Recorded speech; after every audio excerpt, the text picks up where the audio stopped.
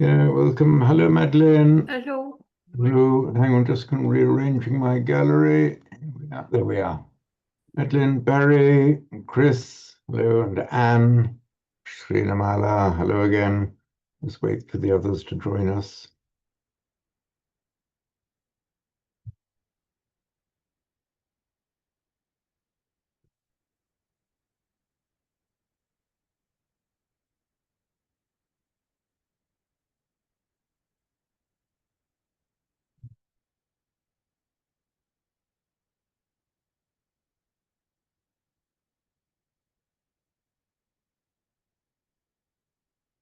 I'm just going to share screen.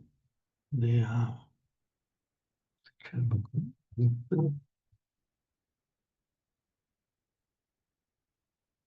Bear with me while I share the screen.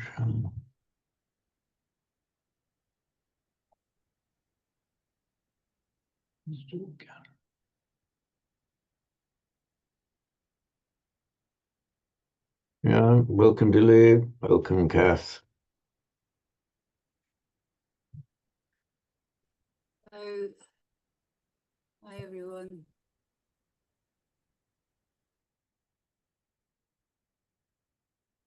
Just hang on, just need to adjust my here he isn't right. So,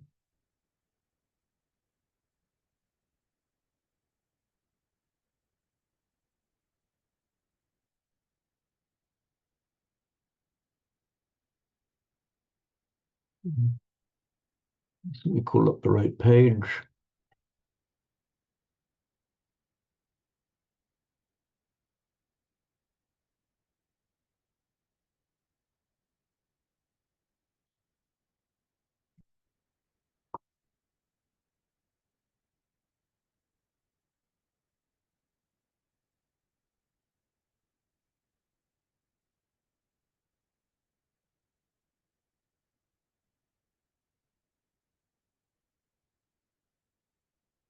And somebody remind me, I keep forgetting now, I'm failing to make a note. Um, had we started the recitations of this verse, or were we still analyzing this verse last time round? I think we did not recite it. You explained it fully, but we did not recite it. Okay, thank you very much for that, Madeline. I'm intrigued by your use of the adverb fully. I mean, if I Yeah. really did explain it fully, I'd be very happy indeed. I can scarcely anyway. We, as it were, notionally got to the end of the explanations. Is that right? Yeah. Yeah. Okay. So I'll just read it through then once more, and then we can try some recitals of it. Nahi prapashyami mamapanudyatyat shokamutshoshanamindriyanam avapya bhuma vasapatnamriddham rajyam suranam apichadhipatyam. There's quite a distinct rhythm and beat to this verse. So just to go through it briefly, nahi. If it had just been naprapashyami, that's a simple negated verb. I do not discern, I do not see, detect. But nahi suggests a following on. For I do not see, because I do not see. So nahi, that's following on from the previous verse. Nahi prapashyami mamapanudyat yat shokamutshoshanam indriyanam.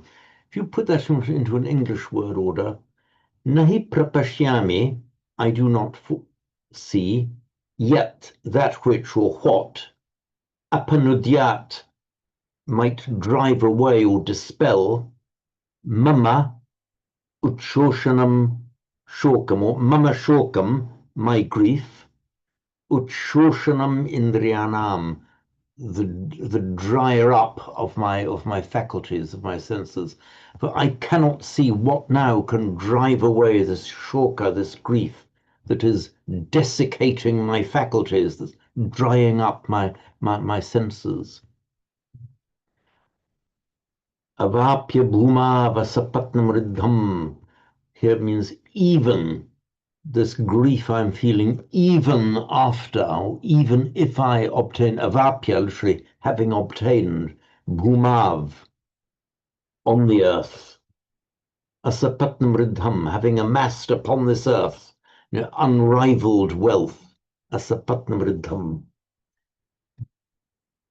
Rajam suranamapi, even kingship over the suras, that's the next level up, next level of divine beings, having got rajam cha adhipatyam, kingship, or rajam adhipatyam cha, kingship and overlordship.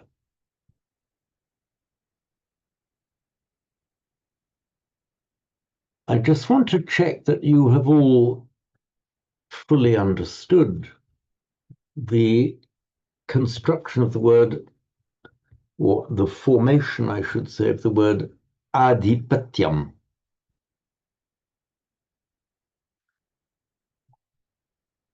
I'm going to test this out. In fact, I'm going to ask Madeline, because Madeline was either bold enough or kind enough to suggest that I'd explained it fully. Yes, but it doesn't mean that I will remember.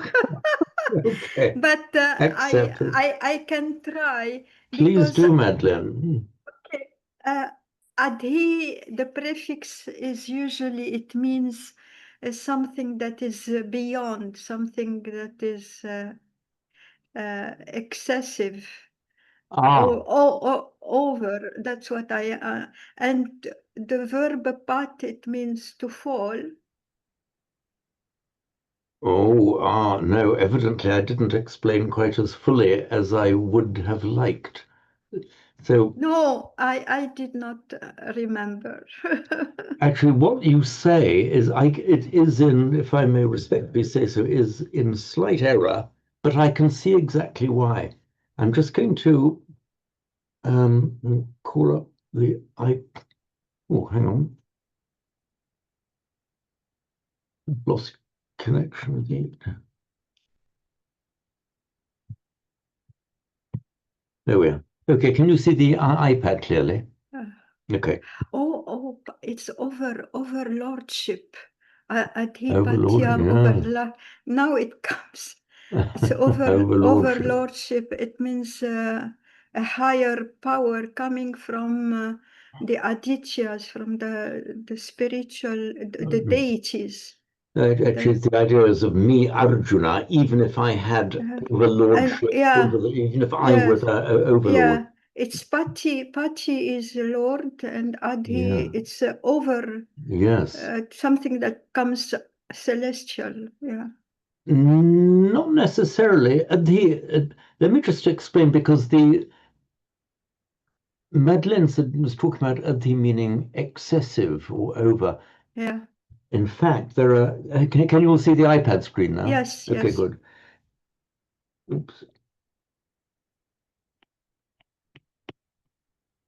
There are two separate prefixes of different meanings. The prefix ati means over, as in when you are stepping over an obstacle. Ati kramati, to step over something. And ati also means excessive, just as in English, with our word over, it can mean just stepping over something physically, going above and over, so you step over an obstacle. Also, the word, there's a prefix over, means too much, excessively. You can be overconfident, for example, meaning excessively confident, more than you should be. In Sanskrit, the ati, noted with the t, ati, it functions in exactly the same way, physically stepping over something, or being over, meaning excessively. Adhi is an entirely separate prefix. It means towards, or up to, or on top of. So this is what we have here, the adhipati of the pati, meaning Lord. We have Marcos coming. So, yeah, so pati meaning Lord, and the adhipati is the literally overlord.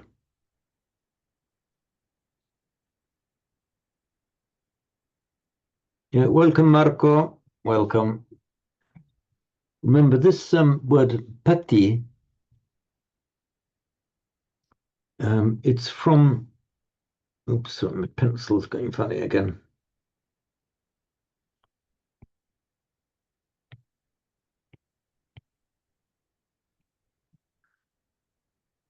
This ancient root pa, meaning to protect, it turns up then, it's a very ancient and fundamental root. And it is, I don't think it's fully demonstrated, but it seems to be correct that we have the bhupala pala from pala protector. We also get the pati, meaning a lord with a short ana pati, but the original meaning was likely to be the protector. If we go back to very primitive society, the one who was best able to protect tended to be the alpha male, the boss, going back to very primitive times, and could even be the root from which we get in Sanskrit pita, meaning father, and our English word father, and the Latin pater, the pater. So from this primitive root pa. So the pati, meaning a lord, but the original meaning protector. So adhipati is overlord in exactly the same way as our English word overlord, adhipati, overlord. These two words are formed in the same way. Now to form the abstract noun, we apply vriddhi to the first syllable. So let's do it on here. So adhi, and instead of the final vowel, we just put a ya instead. So adhipati is the overlord. Adhipatya is the abstract noun, overlordship, the status of being overlord. Thank you. Okay, there we are, Madeline. So, Madeline, now Yes. that you're on, would you like to do the first recitation of the book? Yes, yes, I'll just call it up on screen. yes, Here we are. yes. Nahi prapashyami mama panudyad yacho kamucho shana mindriyanam. Brilliant. Most people get a bit would stumble a bit over that, but you read it straight through very well. Carry on, Madeline. Well done. Thank you. Avapya bhumava sapatnam ritham rajam suranam api chadhipatyam. So just say that again. Chad Correct, api yeah. chadhipatyam. Chadipatyam. Okay, that was very good indeed. Yes, thank Thank you. you. Thank you. Barry, we're round to you. Right. Nahi prapasyami mama punudyad yachchukam mucho shanam mindriyanam. Avapya bhuma vasapatnam ridham rajam suranam api chadipatyam. Ah, very nice indeed. Can you just pronounce this again? Yachokam. Yachchukam. Okay, right. That is correct. Remember, this is the sandhi, which here it's written in with the sandhi vigraha in Devna yat shokam, but in fact then it merges into yat chokam. So the t becomes the t followed by a sh merges by sandhi into a double aspirated ch, yat chokam. Okay, fine. Thank you very much. Thank you. Chris, Your turn.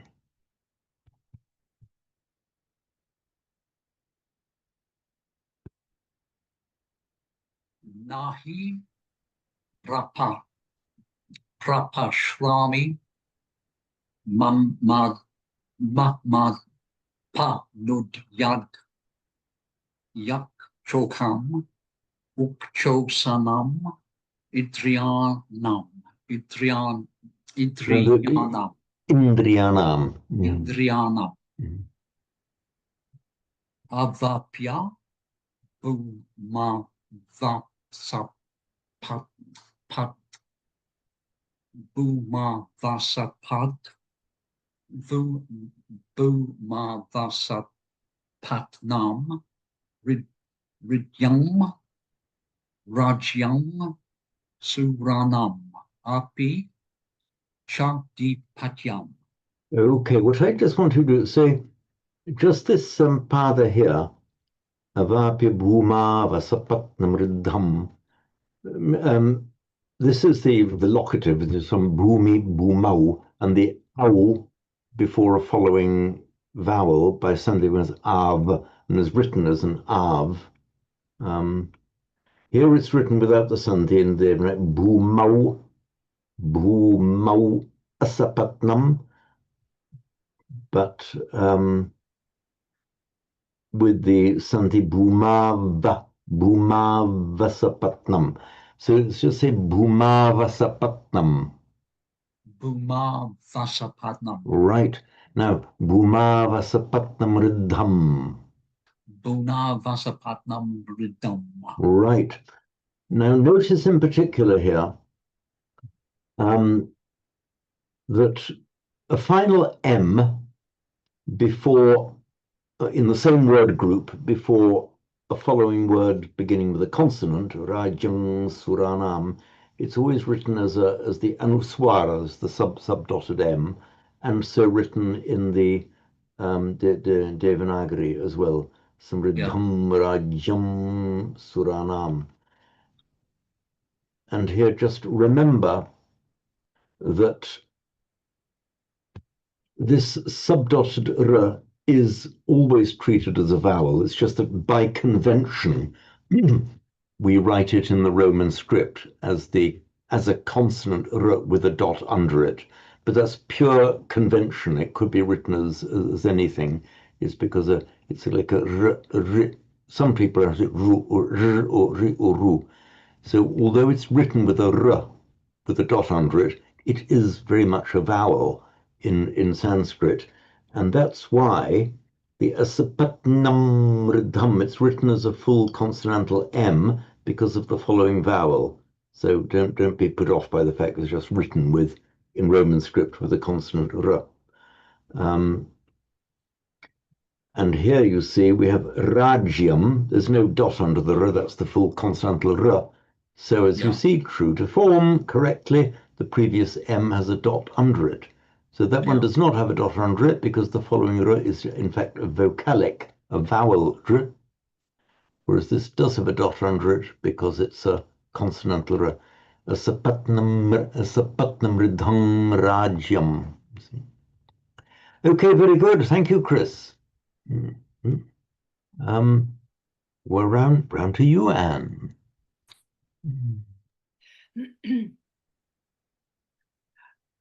Nahi prapashyami mama panudyad yachokam uchoshanam indriyanam avyapya bhuma asapatnam hridham rajam suranam api chadipatyam.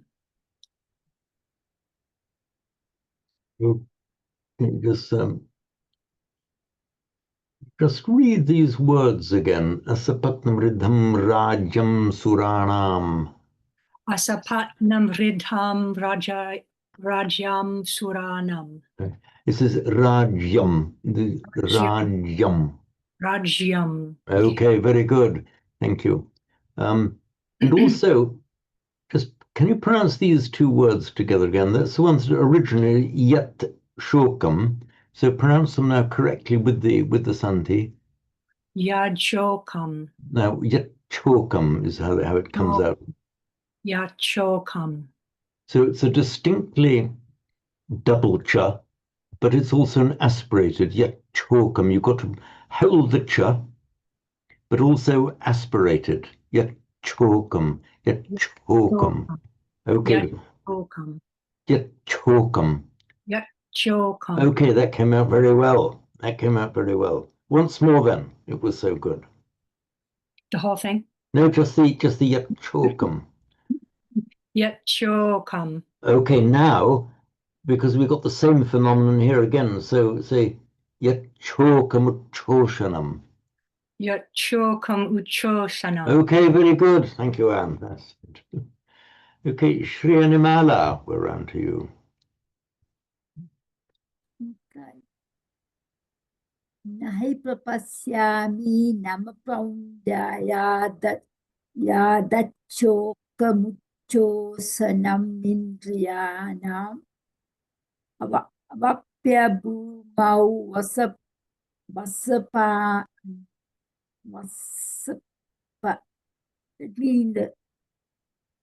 yeah Sapatnam riddham. asapattam riddham rajayam suranam apichadipatyam Okay, right. avapya You've got to pronounce the... riddham rajyam. Okay, but in this one, the j has got to be pronounced almost as one unit. Rajyam, rajyam. Rajyam. Okay, so The- rajyam suranam. Rajyam suranam apichadipatyam. Okay, very good, very good. Thank you, Srinamala. Dilly, it is your turn.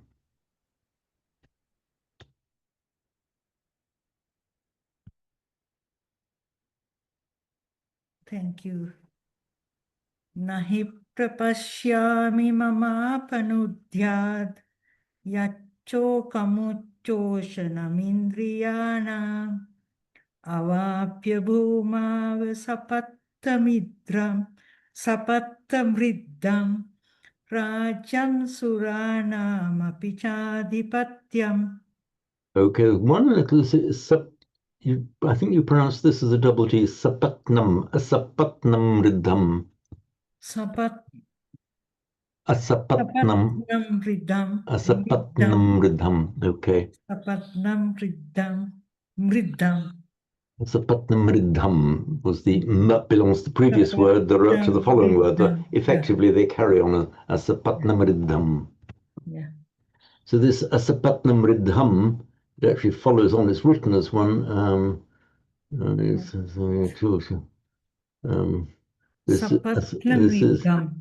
asapatnam riddham. This mri here. You've got the m with the vowel r underneath. Although they belong to two separate words, they kind of merge together in the Devanagari script. Asapatnam riddham, asapatnam riddham. There's a sandhi there. Okay, very good. Kath. Thank you, Delay. Round to you, Kath.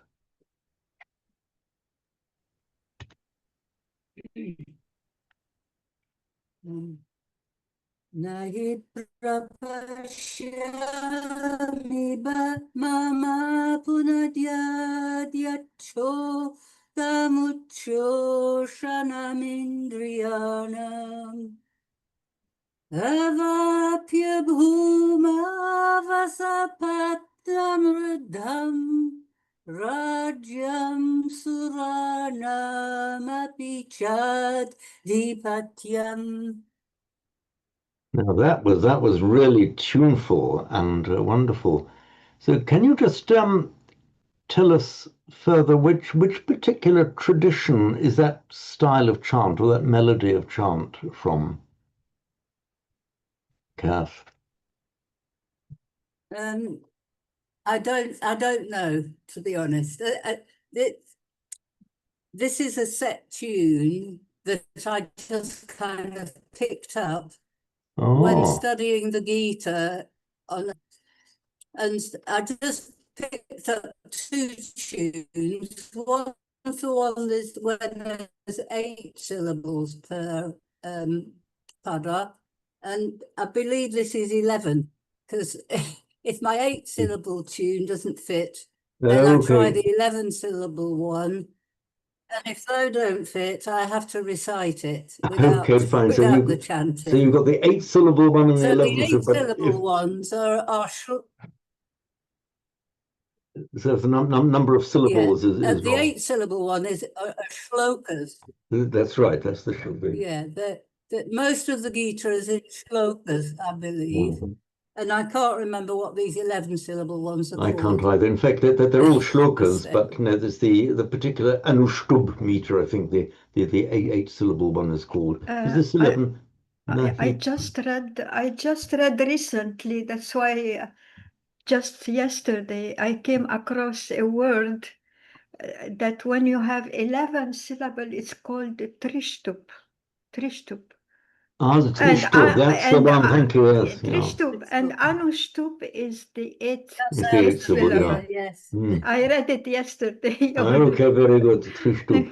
Nahi prapashyami mamapa nudyat 11. Yachokam 11 and 11, correct. So we've got the Trishtub here. Thank you, Madeleine. Right, Marco, we're round to you, please.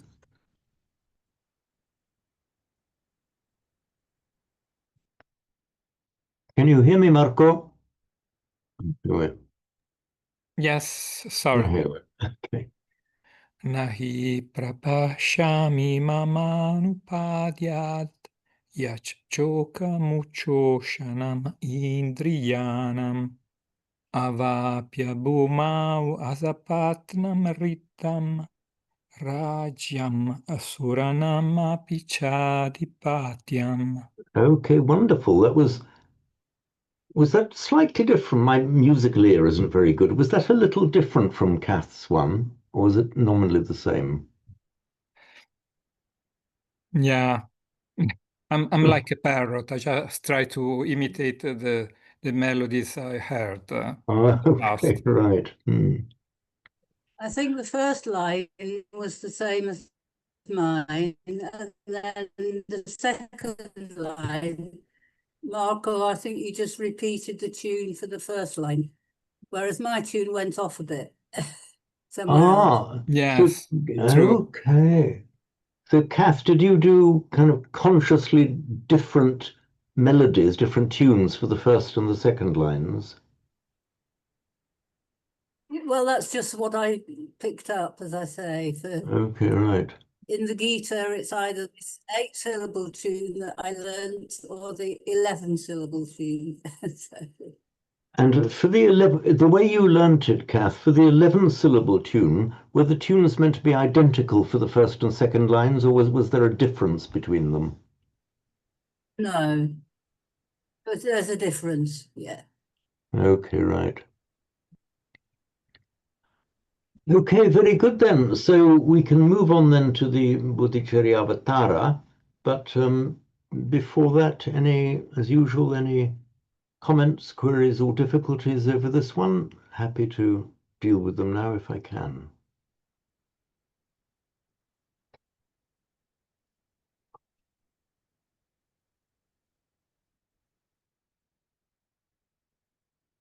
Right, so I will call up the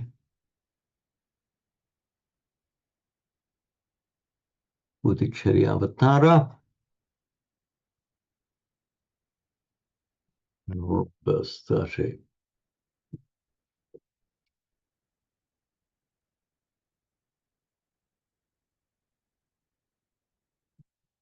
Right.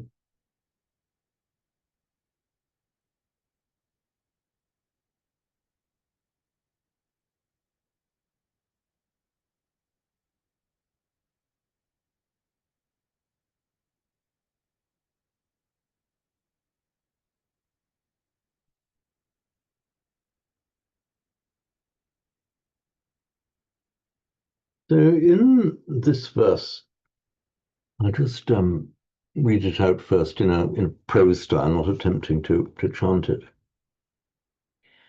Yah purvavat kriya kale kriyayastena king kritam tasya kriyeti sambandhe kataran nibandhanam.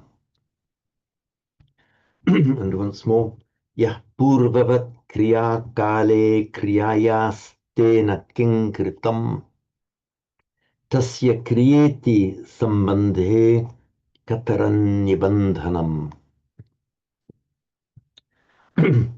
The idea expressed here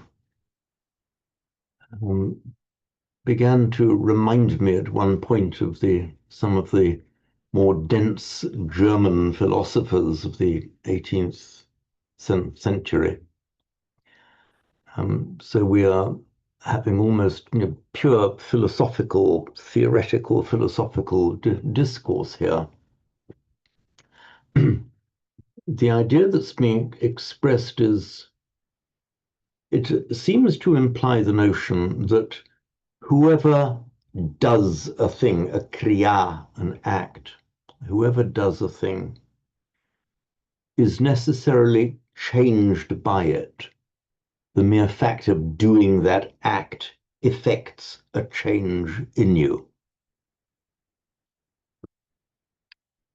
And that seems to be accepted as a proposition here. That just as you create yourself as you go through life, you create yourself by all of your words and acts and deeds and thoughts. He's effectively saying it's impossible to act without it having an effect on you, or creating some change within you. That's the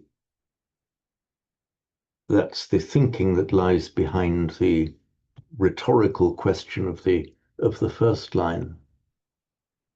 So tasya kriyati sambandhe kataran nibandhanam. Here we have the sambandha and the nibandha. So the sambandha is literally, it's from the root band, bad or band, a dual root, which is exactly cognate with our modern English verb to bind or to tie. So the sambandha is the tying together, therefore the relationship or connection.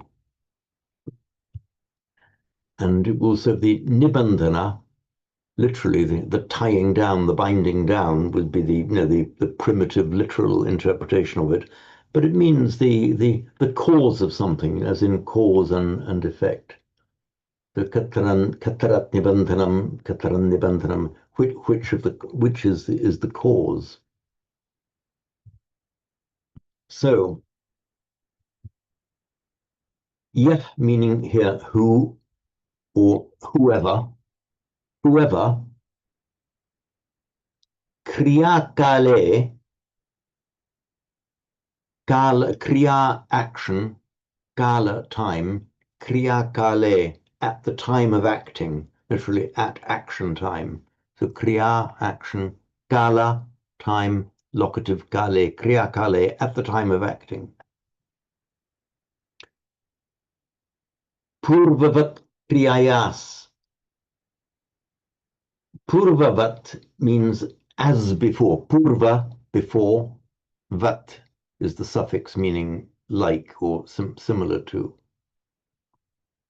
And purva is cognate with our English via Latin previous and before, for, previous.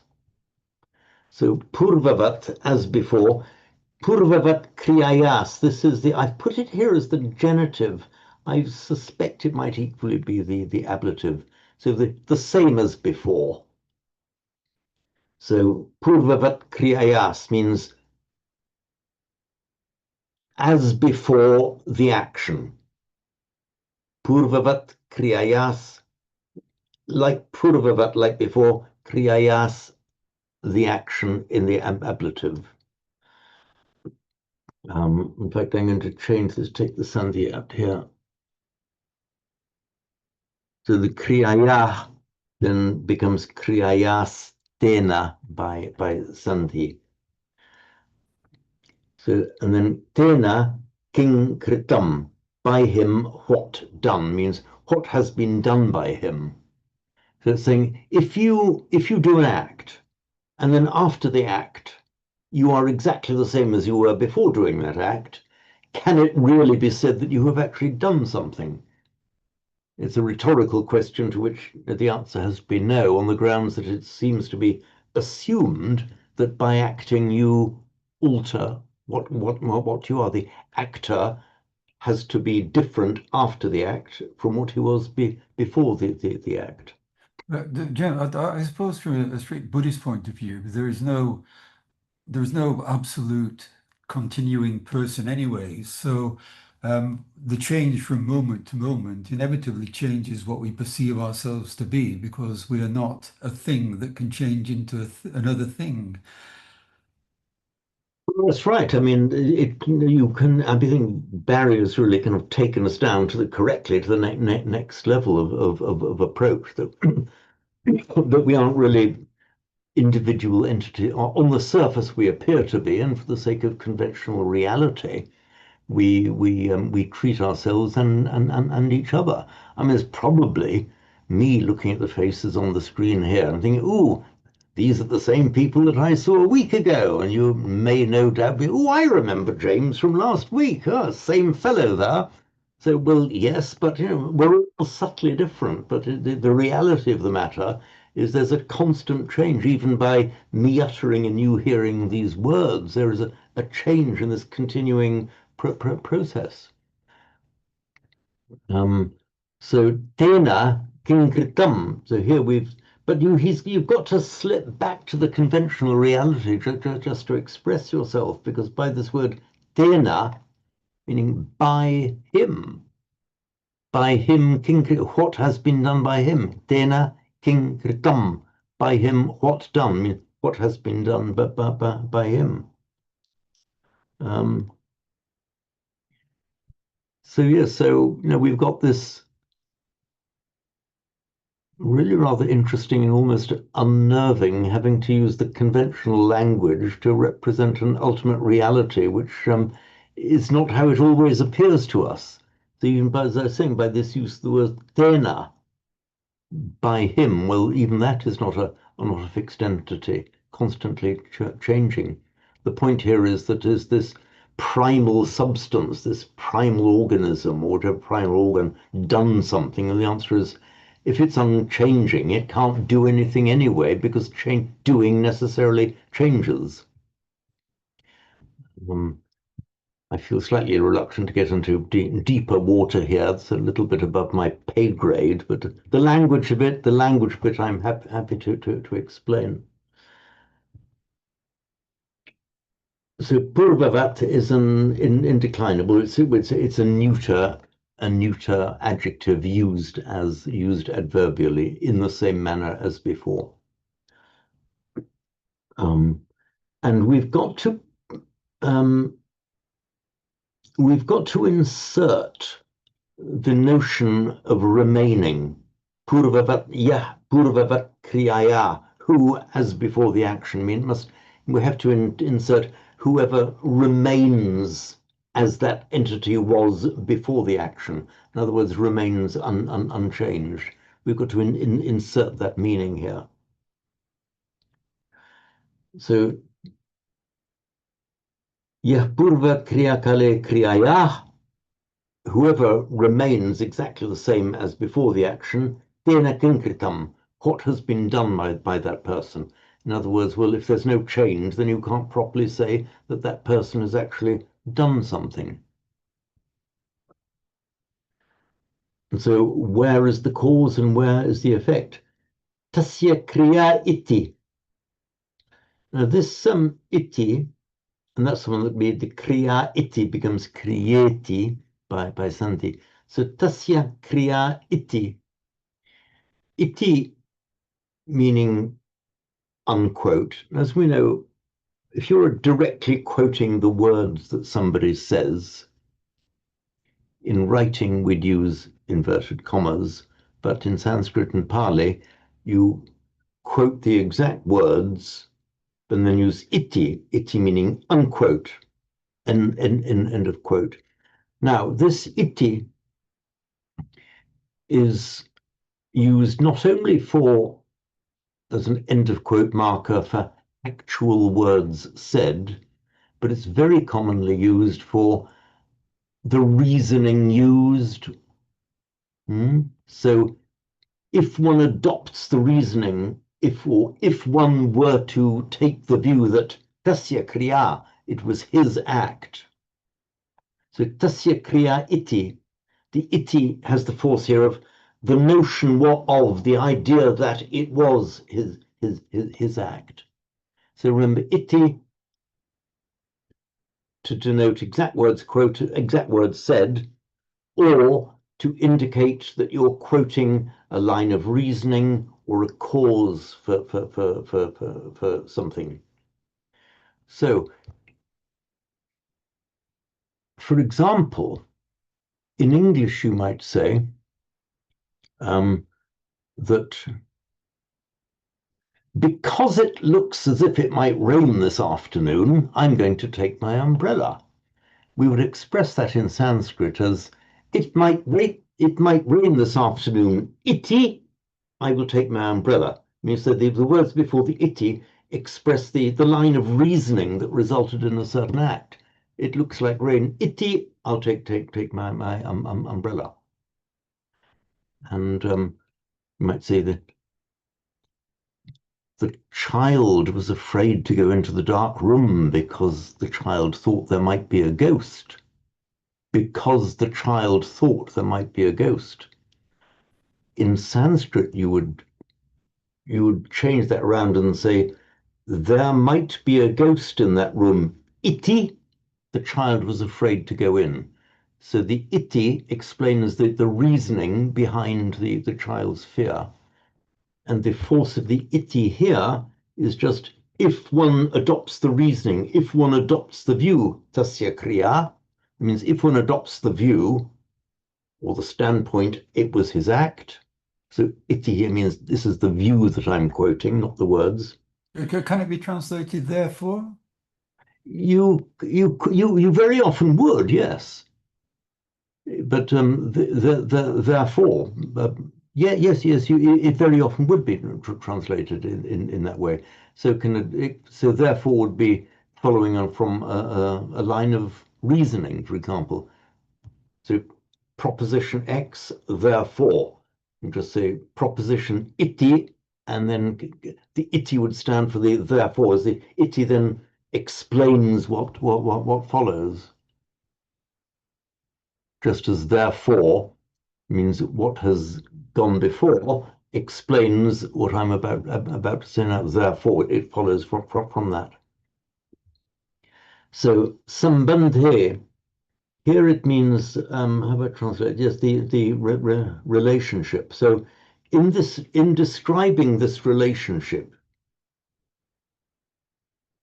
between the actor and the act, tasya kriya iti sambandhe, in this relationship between it was his act. So in thinking about the relationship between actor and act, kataran nibandhanam. This is katarat nibandhanam. Which one is the cause? In other words, which is the cause and which the effect? This is really some brain beating stuff. So hopefully the language, even though the ideas might not be totally transparent, hopefully the language should be reasonably transparent.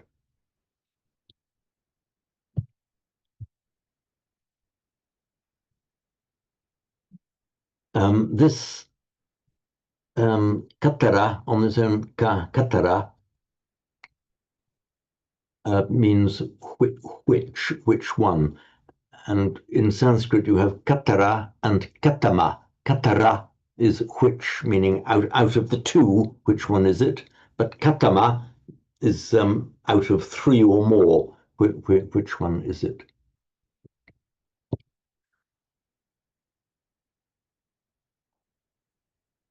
And this ra uma katara katama, that reflects the comparative and the superlative, actually, bigger, biggest. And outer, utmo, out, outer, utmost is the r and the m. The r is a comparative and the m is a superlative. We're seeing it reflected here. Katarat, which is which one of two? Katama, which one of more than two?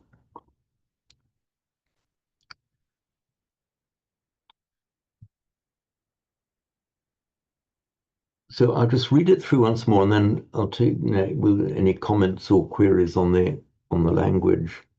So yah purvavat kriya kale kriyayas tena king kritam tasya kriyeti sambandhe kataran nibandhanam.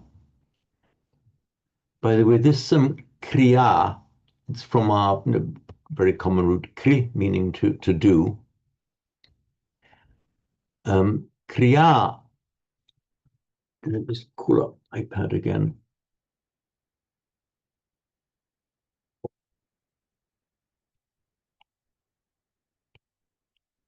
So kri, to do.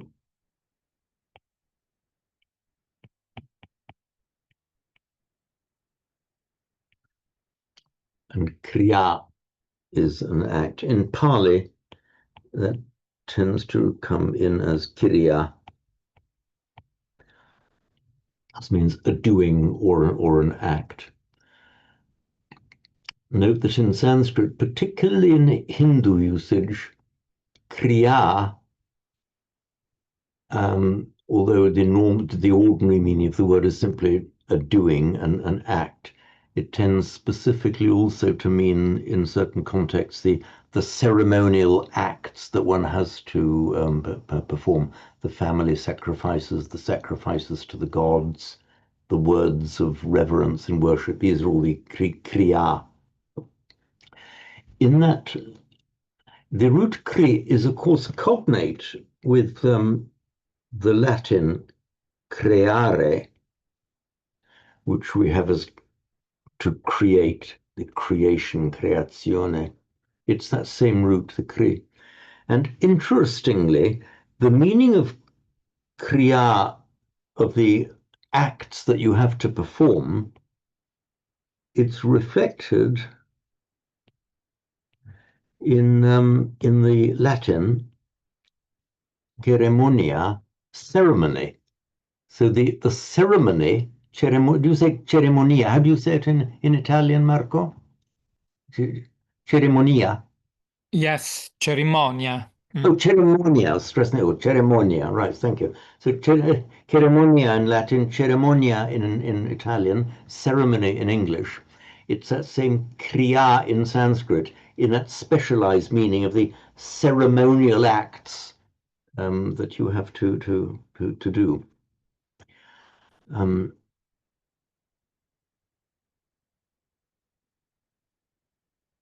The word order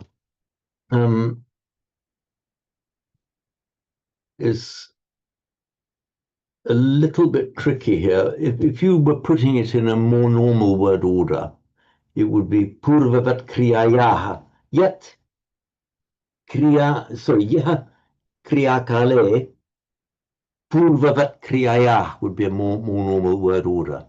So whoever kriya kale at the time of action, purvavat kriyayah, insert remains as before the action, remains as he was before the action.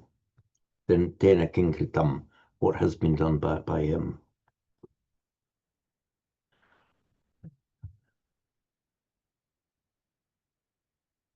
And so I don't feel that I have either quite the ability or quite the energy, or a combination of both, to take any questions on the profounder philosophical aspects of this.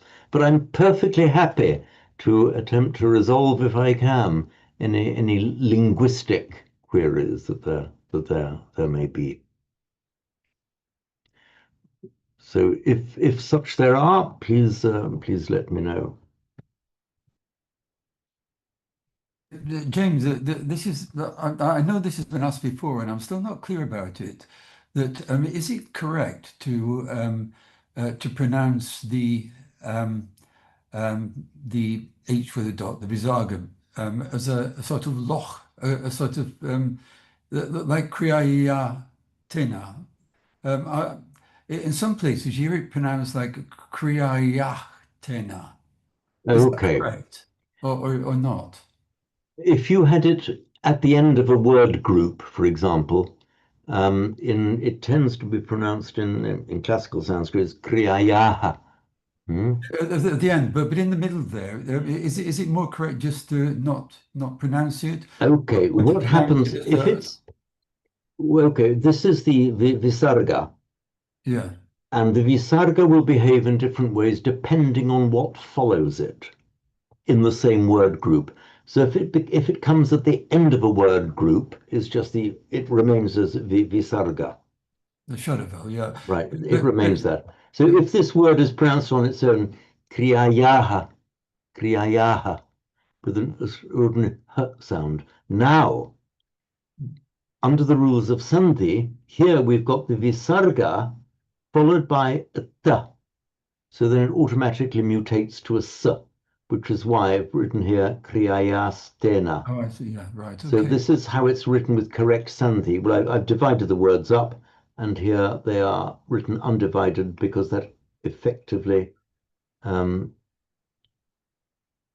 reflects kriyastena. So by Sandhi, the visarga becomes a s. Yeah. So perhaps that was a better example, really, because I was looking at I was about to come round to the good examples. Okay. So if it occurs before a k, then in classical Sanskrit you tend to pronounce it as an ordinary h sound. For example, if this were kriya kale, we could separate that and say kriyaya kale at the time of acting. If this were kriyaya kale, it would come out as an ordinary h, kriyaya kale. However, if you go further back and hear the Brahmins chanting the Vedic, the visarga before the k will have a slightly h sound, kriyaya kale, almost like the Greek ch, kriya kale. I'm going to ask Marco about this in a moment because Marco is much more expert than I am on the way things are pronounced in chanting. So there, the visarga before a k will have a slightly throaty sound if you're a Brahmin chanting Vedic, but not necessarily that same throaty sound if you're a later person chanting, say, classical Sanskrit or chanting this. The same phenomenon occurs with the following a. Because if you get the visarga followed by a p sound, it has a slightly effy quality. Kriyaya bala. The fruit of action, kriyaya, in classical Sanskrit would be pronounced kriyaya pala, kriya pala. But a Brahmin chanting Vedic, kriyaya pala, almost a slightly F sound to it because it takes on the tone or color of the following sound. So purely at the end of a word group, in fact, I'll ask again, Marco, I'll come round to you in a moment to ask you about this, but query whether in very earliest times there was the shadow vowel at all. A modern Indian pronouncing Sanskrit would say naraha, a man, kriyayaha, that shadow vowel, naraha, and a munihi, not munihi, but munihi, little shadow vowel. Query whether that shadow vowel existed in the very earliest times in the pronunciation of the Veda, because it puts in an extra syllable. So we can, what I've been generally doing is I try to pronounce it, say, as a modern Indian would normally pronounce Sanskrit. Whether I always get it right, I don't know. But so the technical rule is visarga. We just follow the standard modern way. So say naraha, in very ancient times might have just been pronounced Narah, but Narah Pujayati, Narah. In Vedic times, Narah Pujayati, later Sanskrit, Narah Pujayati. In Vedic times, the man does something probably like Narah Karoti, because it followed by the Ka, Narah Karoti, whereas later on it just meant Narah Karoti. One thing do bear in mind, and that is observed even to this day, is that this shadow vowel, if you pronounce the word on its own, not narah but naraha, they tend to pronounce it, that shadow vowel occurs only at the end of a word group. You wouldn't find it in the middle of a word group. So at the end of a word group, just naraha, but the man does, you wouldn't say naraha karotis, narah karoti, so that shadow vowel is not heard if there's an immediately following word. So Marco, can we come round to you too, because I know you're an expert in the chanting of these things and the pronunciation. So is there anything, hopefully there's something I said you do agree with, but please say if there's anything that you didn't. I totally agree. Oh, goodness me, I am relieved. Much relieved. Thank you, Marco. Even if you ask to people from India, usually they are very assertive. They say, this is the way, this is how I heard. It was always like that. But I don't think it was. So you would say, for example, Narah Karoti, would they say it was always like that? No, at the end of the line, as you said, yes. But usually they have this tradition. They say that is the exact photograph of what was pronounced like centuries ago. Yes. Academics are more doubtful about it. But, anyway. Well, yes, that's the, yeah. Sorry, Marco, go on. No, yes, we have to conform to the modern pronunciation, especially if you go to India. Most people go to Varanasi to learn the proper Sanskrit pronunciation. And, yes, I mean, I can well imagine that if Marco and I, as respectively Italian and British people, went and said, no, and said to the Brahmins, you're wrong, no, I don't think they would accept it from these mlech like us.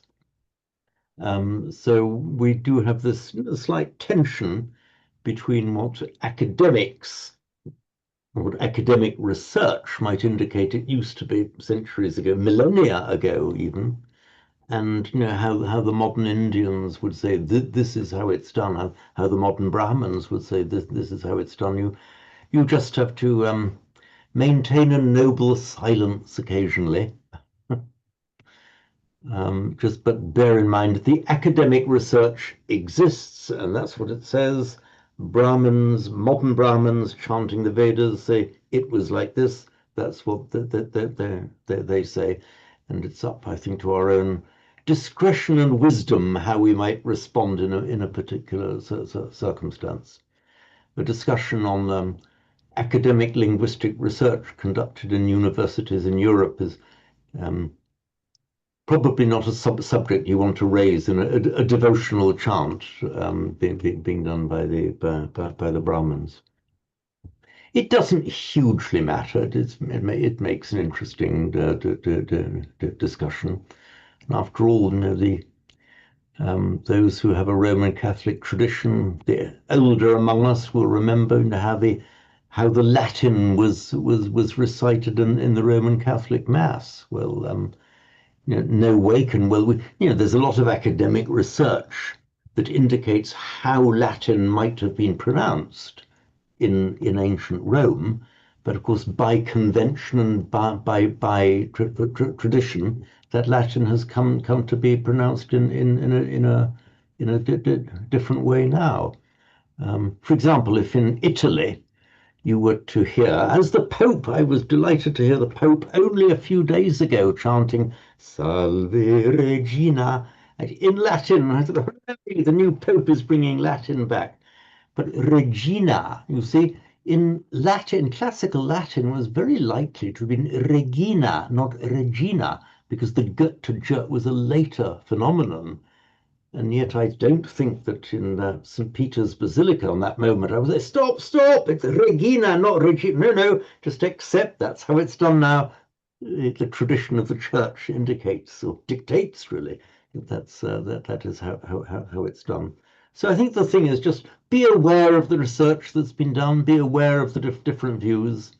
And honestly, it's not hugely important because it doesn't actually make any difference to the meaning. So how would you pronounce the first two words of this particular section? Oh, as in purvavat. Yeah, but so how would you pronounce the visarga there? I would pronounce it as an unvoiced purvavat sound.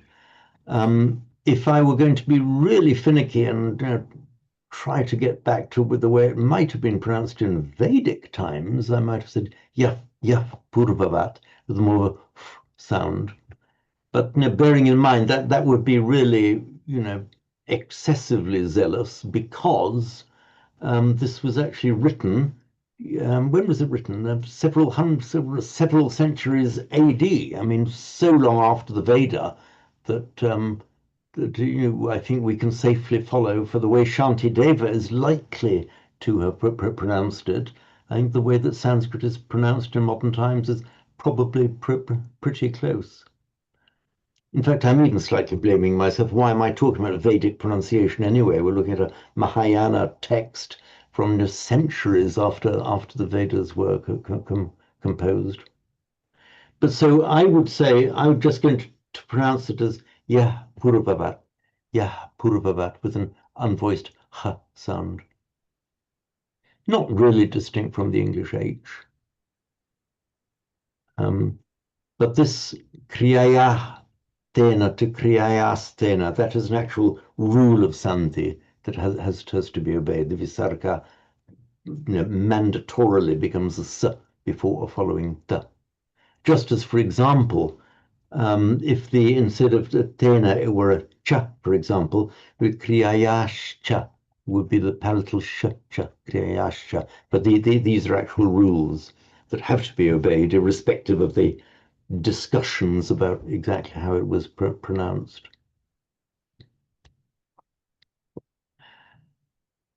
It's difficult to know whether this has created more illumination or obfuscation. I find it difficult to tell, but hopefully some illumination.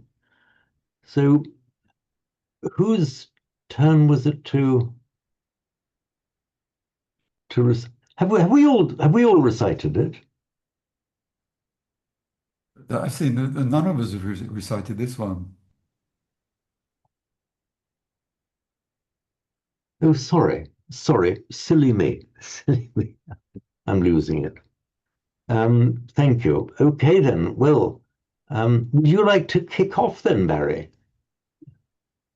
Okay. Yah purvavat kriya kale kriyayastena kim kritam tasya kriyeti sambandhe kataran nibandhanam. Okay, very good. Thank you, Barry. Thank you. And Madeleine. Yes. Ya purvavat kriya kale kriyayastena kim kritam tasya kriyeti sambandhe kataranni bandhanam. Kataran Nibandhanam. Okay, lovely. Thank you, Madeleine. Thank you. Chris.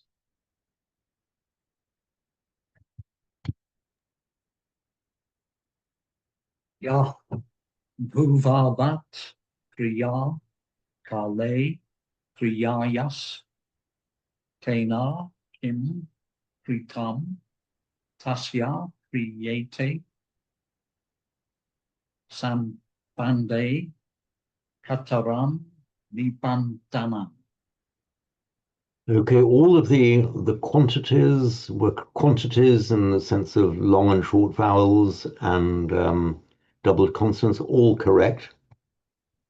I did notice a slight tendency to slip into the English, because remember in sambandhe, krieti, sambandhe, it's a pure A sound.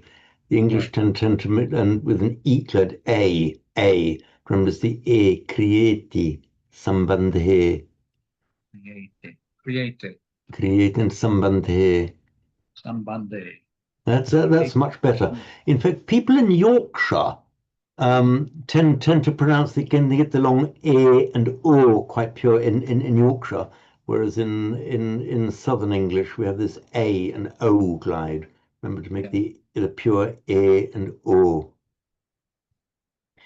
You see, if you're an Italian like Marco, you see, we hear the English trying to pronounce an Italian A as A. No. You see, not like that.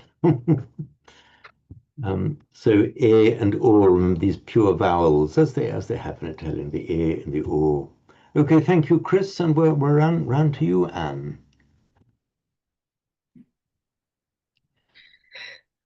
Yeah, purvavat kriya kale kriyayastena kim kritam. Tasya kriyeti sangbande katra nibandanam. That was interesting there. This katara, you made this short there, but almost too short. Although it's a short vowel, it is distinctly pronounced katarang. Katarang nibandan.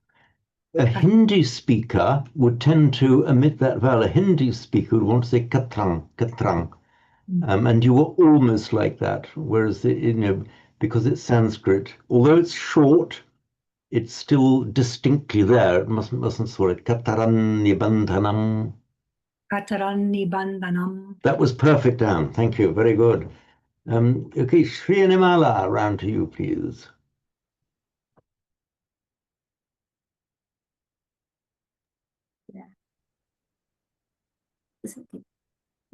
यः पूर्ववत् क्रियाकाले क्रियाया यस्तने किं कृतं तस्य क्रियेति सम्बन्धे कतरं बन्धनम्. Thank you, Shirimala, but certainly at my end, the sound was a bit distorted just for this first pada. So could you repeat that first pada? Yah purvavat kriyakale. Yah purvavat kriyakale kriyayas. Go on, yes, okay, actually, pronounce that, it's coming out more fluently now. So say that whole line again, Shirimala. Yah purvavat kriyakale kriyaya yastane kim krutam. So I think you put an extra that kriyayastena. Kriyayastane. Correct, kriyastena kim kritam. Okay, very good. Thank you, Shinamala. And Dilly, please.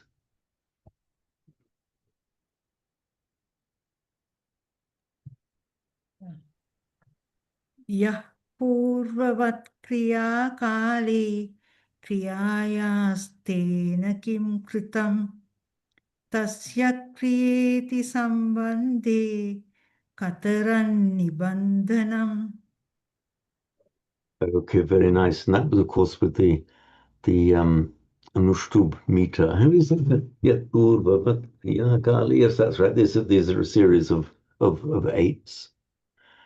Could you do that once more, Dilly? But I know that you Sri Lankans, and you certainly have a good reputation among the Theravada Buddhists in chanting, that the Sri Lankan style is more tuneful, say, than the Burmese or the Thai. So do that in a tuneful Sri Lankan. I know this isn't a Theravada text, but do it in a Theravada tuneful style. Yeah. Okay. I'm just following Bhagavad Gita style anyway. Okay, right. Okay, fine. Yeah. Yah purvavat kriya kali kriyayastena kim kritam tasya kriyeti sambandhe kataran nibandhanam.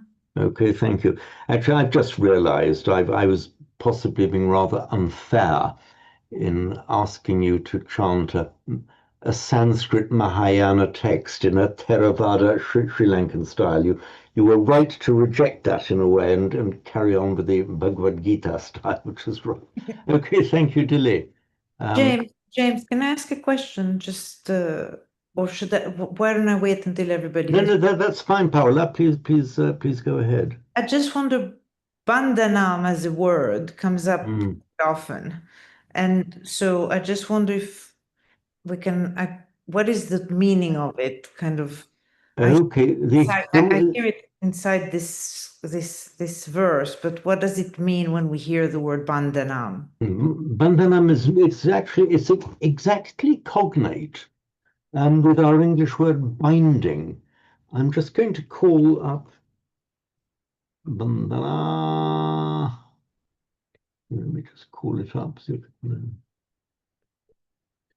So here we are. I've called it up on Moni Williams. So bandhana from the root band, which is the same word as our modern English word to bind, meaning to tie something. So a bandhana is a bond or a tying, a binding. So binding, tying, fettering. And that's the root meaning of the word. And all of the derived meanings, as can be traced back to that basic meaning. So if you're talking about the relationship or connection between things, you talk about the sambandha or sambandhana, the co-binding, the relationship, the connection between the connexus, the tying together. So that's the basic meaning of that word. And then just look up the root on its own. So there we are. There's the root on its own, band. Band, to bind, tie, fix, or fasten. You see, so there it is. So like so many of these words in Sanskrit, many of them are traceable back, and I would say the majority of them are traceable back to a very homely, ordinary word, a very basic physical concept, almost primitive physical concept. And the derivative meanings arise out of those. And it's the same throughout the Indo-European languages. And you see the same phenomenon displayed in Latin and through Latin into the modern, exactly the same phenomenon. And you see it in English done in a slightly different way. You see it in the Slavonic languages. You have these primitive roots with greatly extended through prefixes. Thank you. Okay, Paola, I hope that explains it for you. Thank you. Okay. So had you done your recitation yet, Kath?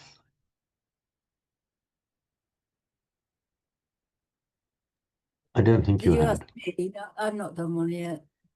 Okay, please proceed. We have to shut down. We haven't got the text on the screen. Oh, sorry. There we are, yes.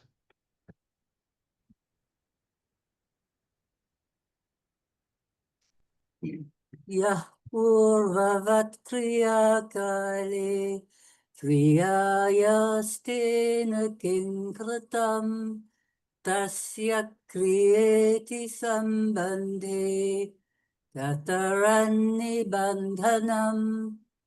Wonderful. Thank you as always, Kath. And finally, we're round to your good self, Marco.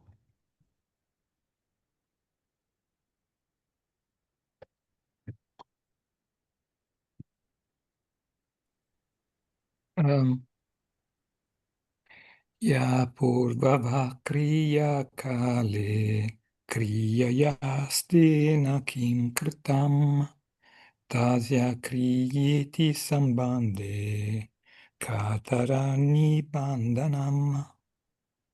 Okay, wonderful. Well, thank you all very much. So we're on 3 now.